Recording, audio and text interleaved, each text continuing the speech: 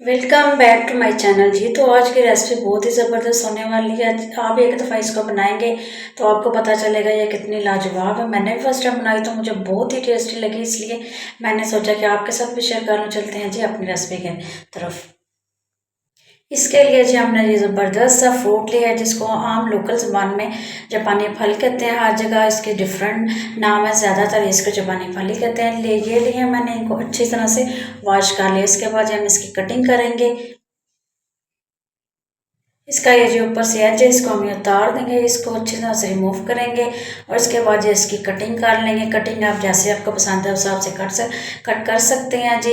इसके सबसे मज़ेदार बात यह है कि ये इतना जूसी और इतना टेस्टी होता है कि इसको अगर हम जो चौंसा आम है उसके साथ भी कंपेयर करेंगे तो भी बुरी बात नहीं है। बहुत ही जूसी होता है। ये देखें जी इसका कितना ज़बरदस्त सा एकदम फ्लेवरफुल है, जैसे पानी पानी की तरह है।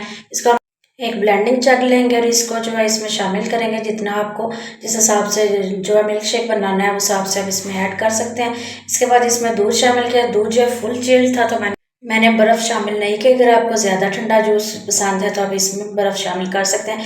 इसके बाद इसको अच्छी तरह से ब्लेंड कर लेंगे। इस स्टेज पे आप इसको ब्लेंड करेंगे। बाद में बेशक अगर आपको अच्छा लगता है इसमें चंक्स भी शामिल कर सकते हैं। ये देखें जी ज़बरदस्त मज़ेदार एकदम सा जूसी सा हमारा जो है मिल्क शेक रेडी हो गया। अब इसकी कंसिस्टेंसी चेक करें, देखिए कितना एकदम ज़बरदस्त थिक स्मूथ सा और देखिए क्रीमी क्रीमी सा इसका टेक्सचर है।